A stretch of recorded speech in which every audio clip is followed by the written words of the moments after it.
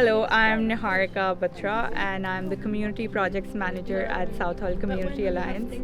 This project, we did like multiple workshops. Few of them were very like academic, telling people about their socio-economic rights, telling the council and council staff about their socio-economic duty, but also like bringing people together to make them realize how important these community spaces are, to make them realize that it's their responsibility and it's in their own benefit to like preserve these spaces and fight to preserve these spaces. We're a charity. We've been working in Southall for nearly sort of 40 years, and we do a lot of things from helping other community organisations to sort of grow, thrive, do their work, to doing a lot of anti-poverty work with schools, with families, helping people get access to food and the basics. There were 5 different workshops that we had planned. These workshops were funded by Trust for London, but they were facilitated by different organizations. So we had Sheila McKechnie Foundation as well as the Equality Trust. And we had participants from local community groups who came and attended the session and learned what are their rights and how to campaign, if should they need to campaign for a specific issue, and how can they make their voice stronger and be heard and use different platforms to campaign. My name's Maeve and I'm the Senior London Organiser for the Equality Trust. The Equality Trust is, it started as a kind of like policy and research organisation, doing lots of like research and campaigning around wealth inequality in the UK. So today's workshop was more creative. It was just open to all local residents, community groups, even the councillors and council staff to come in, get together in a community space that is restored by the community members and is now being preserved by the community members.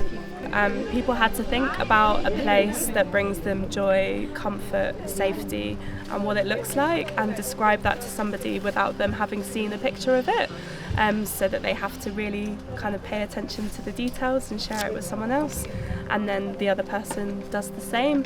It's mostly to try and encourage like creating things together and really like actively listening to someone else's story. There was a bit of storytelling, there was a bit of painting, and just a lot of conversations that gave people space to just like talk.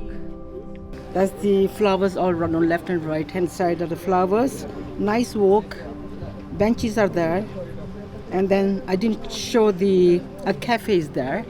Just for a cup of tea or to mingle with my friends. These are the mountains with all the glaciers, and these are the houses there with all the windows. And this is the waterfall. How there should be changes we need changes in the community. How, like in the Southall, we don't have any shopping center properly and nowhere to no parking place.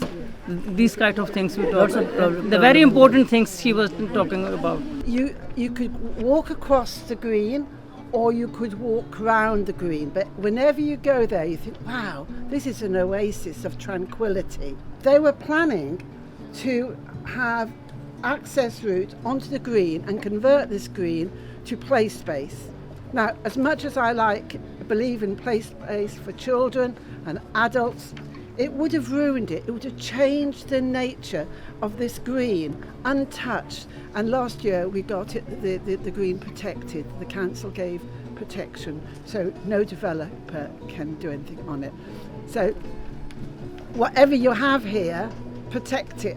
A lot of spaces that are being sold. SCA, Southall Community Alliance, is trying its best to preserve these spaces.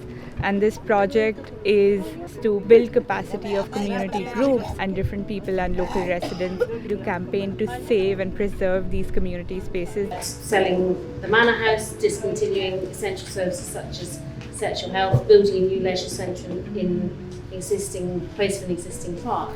And those things say to me, we are not collectively taking those decisions. I think the fact that they have like a really long history of community organising here already is something to build on, and that's also why, with this workshop I wanted to get people to think about other spaces and other things that they've already got, because there's so much here. The SCA have used the Equality Act in the past to get access to to win the kind of like town hall space that they're in. We had lots of community people with us, residents, people from different organisations, and we found it a real struggle to initially save a building which all of us felt very strongly should remain as a community asset.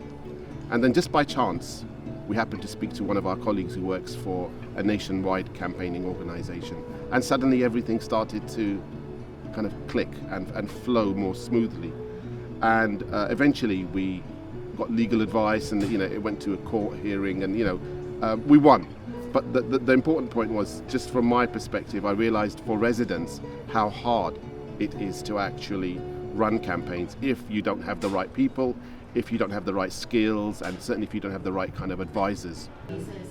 Welcome everybody to Southall Town Hall and today's workshop on socio-economic inequalities and duties. We've got 3 priorities in our council plan, and one of them is tackling inequality, and that really captures a lot of work around socio-economic duty. And one of the things that we have in our decision-making work is we must have community voice in there. So we can't make a decision about anything unless we've talked to the people whose life that decision will affect. The Socio-Economic Duty and the Whole Equality Act was written in 2010 by the last Labour government, and then that section, the Socio-Economic Duty section, was never commenced when the coalition government came in. And some people have called it the clause that could have stopped austerity. If the socio-economic duty had been enacted, then a lot of the decisions that were made during austerity was to be unlawful, so it could have prevented austerity. And so we've spent a lot of time campaigning for the socio-economic duty to be commenced on a national level. We should be sitting in the place in Southall and saying, what does this mean for Southall and the people that live here, and what have we all got to do? Rather than us, we've talked about socio-economic duty inside the council for a while, and what's the best thing to do and the right thing to do, but we should be having it here. That conversation should be here and not in separate buildings, because as long as we keep saying local authority versus community, we're always going to be stuck in that world. It's great coming to organisations and talking with organisations like the Community Alliance, because you're there to keep us honest, right? You're there to make sure that we are fulfilling those objectives that we have. I think sometimes people think campaigning is quite hard, or that it's just about fighting, but actually this for me is a reminder of what is it that we're fighting for, or trying to protect, or trying to secure. It's beautiful spaces that we can feel at home in. The first thing is to consider who you have already that can come with you, because you need a mass group. You need as many people as possible, and also to see if you can find examples of people who are campaigning around the same things that you are, even if it's not in your area. Equally, identify people who might be sort of opposed to what you're thinking, so who you can work with perhaps, and what sort of barriers you might have to face. Do some research. Nowadays with the internet, research is easily done. Has your issue arisen elsewhere? And if it has, how did local people respond? We can learn from good practice, successes in other places, and also failures. We don't want to recreate the mistakes of others. Those are simple things. Speak to local organisations, build up networks.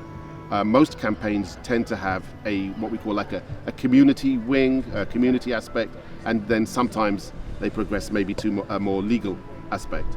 So we want to try and exhaust all the community options first before having a look at kind of legal recourse. Because for something to be truly reflective of a community, it has to be created together, and people bring themselves to the space, they bring their experiences to the space, and that is something everyone has to kind of tend to. We hope that sort of at the end of the few years of the project, we'll have created a network locally and built up people's kind of relationships and understanding to the point where they will be self-sufficient, and should the need arise, that they will be able to stand on their own 2 feet and run campaigns by themselves.